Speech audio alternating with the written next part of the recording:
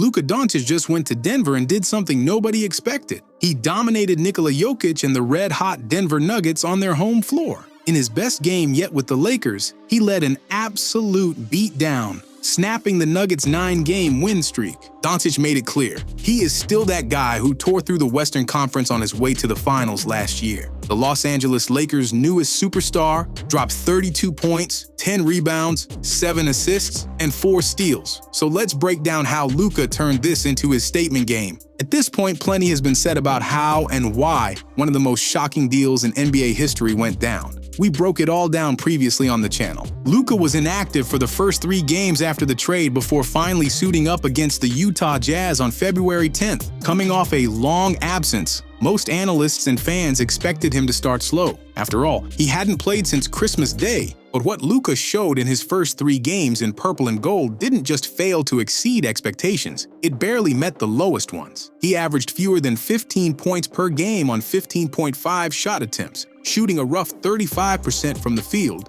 and an even worse 20% from deep. Add in 5 assists against 4 turnovers per game, plus a 1-2 record in a stretch where the Lakers faced the 3rd and 4th worst teams in the league, and there was legitimate reason for concern. And it wasn't just the numbers. Doncic has been a defensive target for opposing teams for a while now, culminating in his lackluster efforts on the NBA's biggest stage in the finals. One of the officially stated reasons why the Mavericks chose not to invest in him long-term. Defense wins championships. But when the Charlotte Hornets, one of the worst teams in the league, made a point of involving Luka in almost every action when he was on the floor, sheesh. Jokes started flying that Max Christie, who Dallas acquired in the deal, might actually be the best player traded that day. And statistically, those jokes weren't far off. With Anthony Davis injured and Luka struggling, Supermax has been averaging 17.1 points, 5 rebounds, 3.3 assists, and a steal in 34 minutes per game in Dallas, while playing strong defense, shooting 51% from the field and a scorching 47% from 3 on good volume.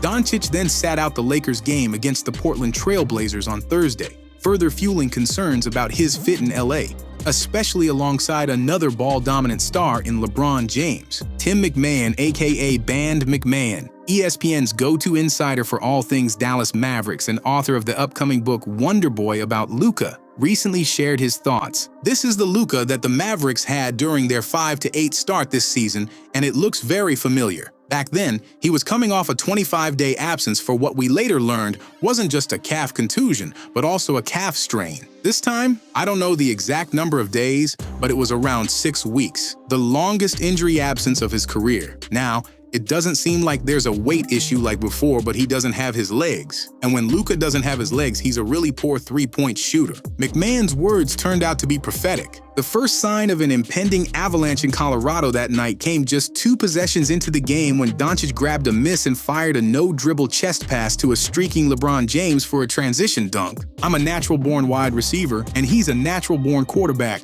so it fits perfectly, James said after the game. On the very next possession, Doncic made an impressive defensive play, providing timely help and blocking Denver's power forward Aaron Gordon, who had already overpowered Austin Reeves and was about to bank in an easy layup. Lakers coach J.J. Redick made it a point to put the ball in Doncic's hands more than in previous games. He studied film from the 2 earlier Denver-Dallas matchups to figure out the best way to attack the Nuggets. The Lakers ran a series of pick-and-roll actions with Doncic, targeting Nikola Jokic and Jamal Murray. Doncic didn't get on the board himself until the 6:22 mark, but in just the remainder of the quarter, he matched his highest scoring output from the first 3 games as a Laker, pouring in 16 first-quarter points while LA built an early lead on Denver. Midway through the quarter, Doncic had a stellar sequence, pulling up for a 3-pointer from 5 feet beyond the arc, then blocking Jamal Murray on a drive to the basket, which led to a fast break and a Dorian Finney-Smith triple.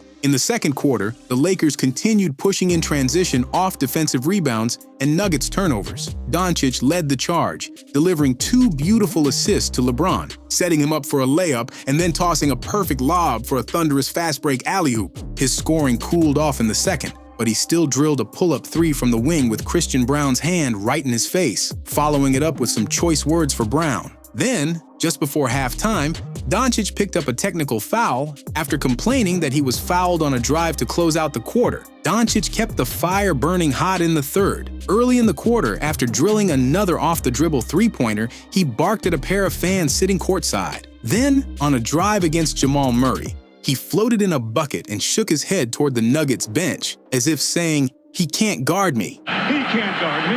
He can't guard me. The Lakers' lead continued to grow in the fourth, with Doncic delivering the final nails in Denver's coffin, a transition lay-in after a steal, followed by a smooth one-handed runner after splitting Michael Porter Jr. and Murray. That shot pushed LA's lead to 20 points, forcing Denver to call timeout and empty the bench. From there, the game officially entered garbage time. After the game, Luka summed it up best. "It's tough to win here against that team." But in just his fourth game with the Lakers, he delivered a statement performance, dropping 32 points, 10 rebounds, 7 assists, and 4 steals, helping LA snap Denver's 9-game winning streak and his new team's 8-game skid in the Mile High City. The Lakers hadn't won a regular season game in Denver since April 10, 2022. For the first time since the trade, Doncic looked completely in control of the offense, resembling the mismatch-hunting maestro from his Dallas days. Before the game, Redick challenged Doncic to get so locked into the competition that he'd have a blackout episode, where he'd be yelling and jawing in the heat of battle.